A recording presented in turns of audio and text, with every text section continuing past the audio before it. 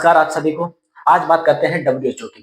क्या है डब्ल्यूएचओ? इसकी स्थापना कब हुई, कहाँ हुई और इसका कार्य क्या है? इसका मुख्य उद्देश्य क्या है पूरे विश्व में और महामारियों से किस प्रकार निपटने में ये हमारे लिए सहायक है? चलिए इसके बारे में पूरी कहानी को समझते हैं। ये डब्ल्यूएचओ है क्या? यह एक इंटरनेशनल ऑर्गेनाइजेशन है।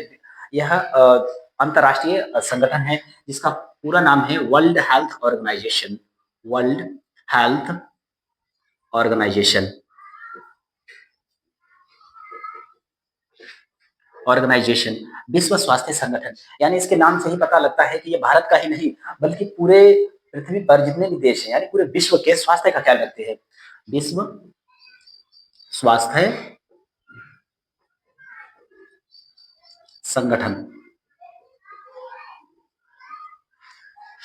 इसकी स्थापना कहाँ हुई और कब हुई? इसकी स्थापना हुई 7 अप्रैल 1948 में। कहाँ? जेनेवा में। जेनेवा जो कि स्विट्जरलैंड का एक प्रमुख शहर है। जेनेवा,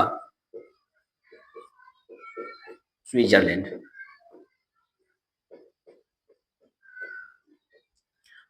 और 7 अप्रैल को ही पूरे विश्व में डब्ल्यूएचओ दिवस भी मनाया जाता है, यानी विश्व स्वास्थ्य संगठन दिवस भी,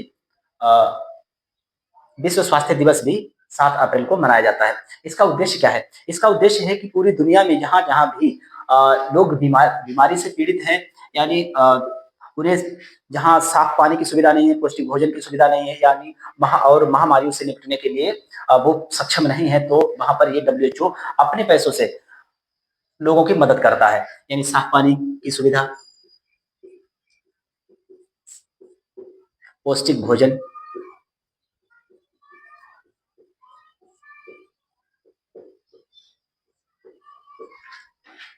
बीमारियों से निपटना।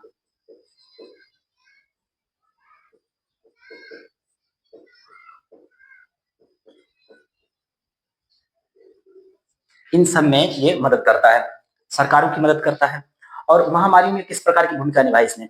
कोविड-19 के समय हमारे देश में सबसे पहले डब्ल्यूएचओ ने ही वायरस से, जो कोरोना वायरस था, उससे जुड़ी जानकारी दी कि किस प्रकार से कोरोना वायरस की जांच की जाएगी और किस प्रकार से उससे बचा जा सकता है, लोगों को यह जानकारी दी। और उसने ही, यानी डब्ल्यूएचओ ने ही जो कोविड-19 वैक्सीन बनी थी, कोविड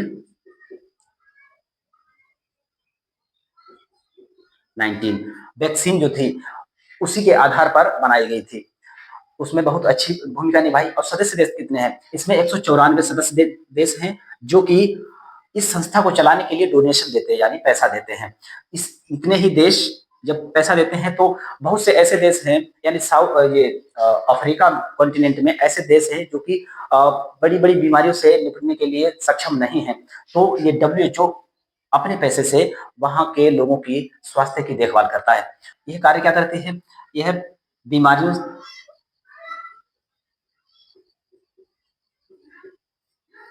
बीमारियों की जांच करना कि कौन सी बीमारी क्या है, उसकी जांच करना, हेल्थ वर्कर्स को बढ़ावा देना, हेल्थ रिसर्च को बढ़ावा देना, हेल्थ रिसर्च, हेल्थ रिसर्च को बढ़ावा देना,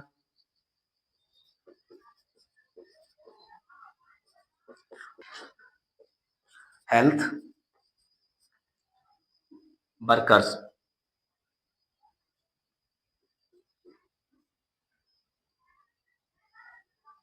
को ट्रेनिंग देना, यानी प्रशिक्षण देना, और दवाइयों की गाइडलाइन तैयार करना, दवाइयों की गाइडलाइन तैयार करना, गाइडलाइन बनाना। भारत में इसकी क्या भूमिका रही है?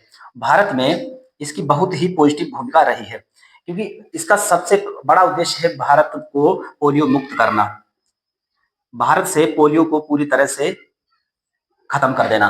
और पोलियो से भी कुछ, क्योंकि पोलियो भी बहुत गंभीर बीमारी है, और इसके साथ ही साथ जो टीबी है, टीबी, मलेरिया, एचआईवी,